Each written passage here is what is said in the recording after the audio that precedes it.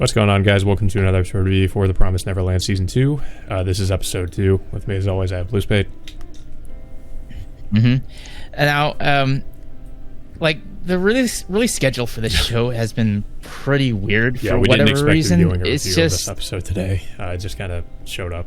yeah, same thing. What happened last week? It's like out of nowhere they said, "Oh, we're gonna premiere the first episode on Wednesday," and then initially I thought this was gonna be a one-time thing. Then of course this week there was no new episode yesterday, so I assumed that they were gonna do another episode for on the regular Friday schedule. Then all of a sudden, out of nowhere, Funimation tweets today saying, "Oh, we released a new episode today." It's oh, it's on Funimation right now. It's so that just came out of nowhere. It's just are they just gonna release these episodes willy-nilly whenever they want, or are they just gonna put it on a more consistent schedule? Because I would not really sure prefer right now. if it. I mean, I don't mind getting the episodes early, but at the same time, I would prefer if it were on a consistent schedule. But I don't know. Yeah, maybe these first two episodes are just going to be the exception. But I guess we'll have to see. I mean, if they. Unless they're gonna do this again next week, maybe release it Thursdays more consistently. But I just don't. I don't know how they're. I don't know what the logic is of them constantly jumping the schedule over and over. Yeah, I kind of like to know myself. But yeah, so this episode picks up pretty much where the last one left off, where, of course, it kind of left off on a cliffhanger where Emma and Ray were waking up in the cave and they encountered these two demons. We learned their names are Sanju and Mujika, I think. Yeah, that's their name. So they kind of immediately sense danger from them, since they find out that Mujika is a demon, and then Sanju comes up behind them, and they immediately ask what they did with the rest of the children, and Sanju tells them where they can find the children. They run off and find that, of course, the rest of the children are pretty much unharmed, and that's when Sanju and Mujika come back, where the rest of them are at, and say they don't eat humans. And that they don't have to be afraid of them, essentially. They said the reason why they don't eat humans is because of their religion, as to why they don't do it. And I mean, they can eat other living things, different animals, but they choose not to eat regular humans. So we skip to what happens later that night, and both Ray and Emma, both wake up and talk to Sanju about what the world is like. And she, initially we thought that this was some kind of post-apocalyptic world, but it seems like there was more to the story. Yeah. And Sanju gives us more detail as to what that is. He says apparently both there was a history between the humans and the demons, both hunting each other. And then it got to the point where, they come to an agreement where they can stop hunting each other if they, basically, I don't know, provide if they allow the demons to. Yeah, it's and supposedly that's been going on for 1,000 years. Initially, this shocks, both of them, but they realize that, they just celebrate out of nowhere, and they realize that there is an actual human world on the other side, separate from the demons. Yeah. So, but then Sanju tells him that there hasn't been any human that or human or demon that's been willing to cross over to the other side of the world, and this doesn't deter them, saying that they're more determined to go through, to try to find a way to the other side, to get there. I mean, I am glad that they finally, did some more world building, just as to what it is. But we don't know. Is it half the world is are they in another dimension, or are they or is half the world? No, is, they asked if they're on another planet, but Sanju confirms they're on Earth, and that it pretty much every. I'm assuming that because from what I've read in the manga, they're on Earth. There's no other dimension or anything like that. Yeah, because he mentions that it's been going on for 1,000 years, and the current year that they're living in is in 2060. I thought it was like 2040. Or what? Was it 2046? No, he Yeah. said 2046. Yeah, okay. I got the dates mixed up. But yeah, initially I thought this was like some kind of other dimension thing because of the timeline thing. But I don't know. It's like, but it does confirm that there are like two separate areas where both demons and humans are are living amongst each other separately. We also learned there are multiple different farms. Gracefield is not the only farm. I don't know if they've mentioned this yet, but Gracefield is basically the farm where all the really only like the top quality children go to. So it's like everybody there is essentially a genius. Every other farm is different, and the kids that are there are not, the most highly regarded meat.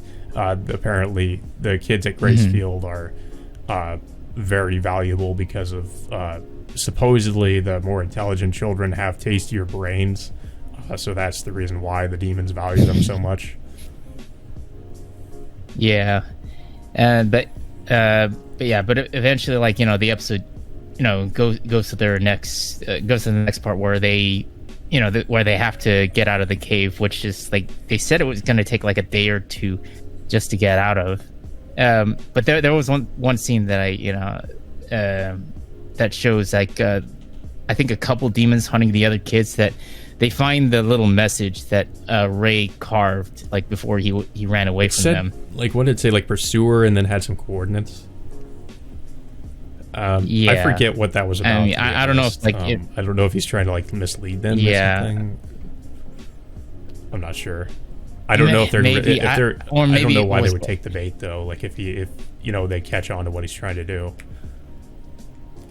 I mean, it'd be really dumb if he was trying to leave it for Emma and the other kids. But I mean, we'll have to see what comes of that. But right now, it just like it pretty much focuses on like on all the other kids, traveling with the two demons trying to get out of the cave, and then eventually they eventually make it near the end, and then of course like Sanju is about to go out and scout the area, but then Emma volunteers to go with them. Are we gonna mention that, saying that she needs to, like, where she's at? Oh yeah, that one. Yeah, because she pretty much berates Emma because she wasn't aware that Emma was gonna, Emma or Ray was gonna like cut their ears off just to avoid. Like she turned into a yandere for a second, like the way she was looking at Emma. Yeah, almost. Yeah, because like she pretty much berates her for for doing something so reckless, because and not to mention like she like Emma didn't tell her like what her condition was, like after cutting her ear off, because you can obviously tell like she lost a lot of blood for cutting that ear off like that without any like real and they treatment. kind of do the same thing with Ray. They get on him for doing the same thing essentially. But yeah, so that's kind of what you're seeing. But yeah, like you were saying, the Sanju says he's going to go out and scout the area. It's kind of like we have some scenes where basically I think we should also mention there was another scene where I think it was Emma and Ray tell all the children about like the history of the world about the promise, so they know about that now, it also shows they're teaching the children how to shoot bows and arrows. It seems like Mujika Basically, is also teaching the children things too, I guess, about plants. But yeah, so we kind of have like a montage of that. Yeah, and then of course, like I said earlier, like both Sanju and Emma both scout outside, and Emma asks Sanju if he can help her, like try to hunt some animals to to survive and eat, and she eventually finds like this like whatever this bird was that she was about to shoot. She initially hesitates, but eventually, like with Sanju's help, she was able to shoot it down. And then she finds the bird on the ground, like barely alive, but unconscious. And Sanju gives her this plant, which he tells her is like some kind of a, I don't know if it's like some kind of ritual that he mentions, to. I think it's something like that. I don't know what he. Yeah, it's just, it's like what happens, like, once Emma plants it onto the bird, like she just completely, her PTSD just really kicks in just shortly afterwards, and she finds out it's the exact same plant that that was planted with all the other kids that fell victim to it. Yeah, I mean, because she's reminded of Connie and the flower sticking out of her. Yeah, and thinking that Norman might even have fell victim to it as well, but yeah, it's just like, but of course Sanju reassures her that nobody who went through this felt any pain going through it. So I mean that that's, I would say that's partly reassuring, but we don't know for sure. But yeah, she does eventually like go back into the cave with the bird, and then Ray asks like if this did something happen like while you're up there, and she just like just goes on like it's as if nothing happened, saying that everything is all right, and that's when the episode ends.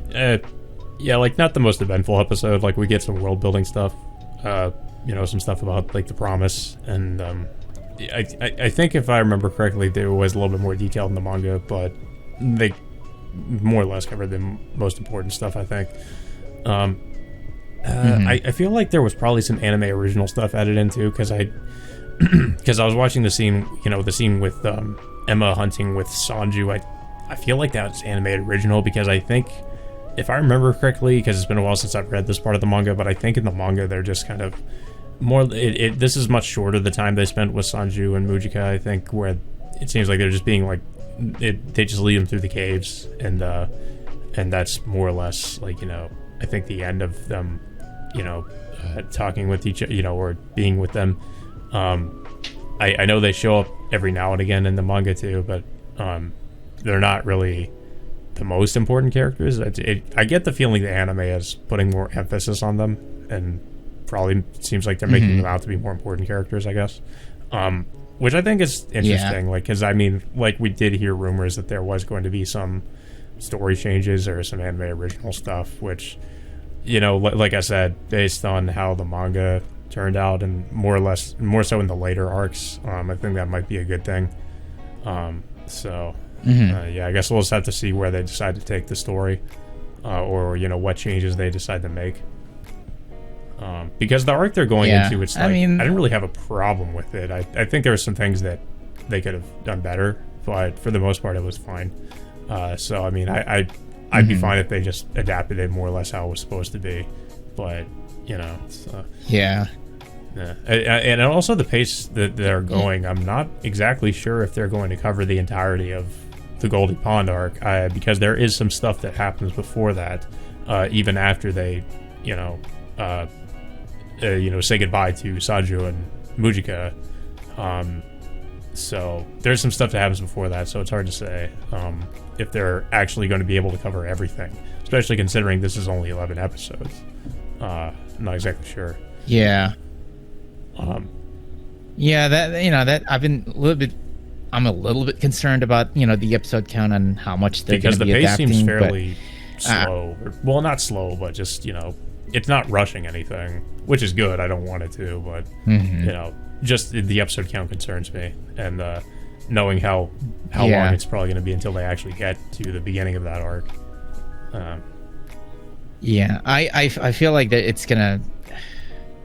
I feel like that's gonna end up dragging out. To be honest, if it's gonna be 11 episodes, and it's probably gonna focus on like mostly Emma and the rest of the kids trying to get out of the forest, or before they get into the next arc, whatever that is. But yeah, I'm gonna try to keep light on spoilers, but so after this point, they do find, they're basically trying to find the coordinates from William Minerva, and it is going to lead them to a shelter, where they're going to meet a new character, and some stuff's going to happen after that. So that's all I'm going to say about that. But that should cover a few more episodes, if I could guess. But maybe it's not as long as I remember it being, but I feel like it was, the stuff that happens before, like I said, before the Golden Pond arc is, there's still some stuff that happens before that. So that's why I feel like this season might not cover the entirety of it.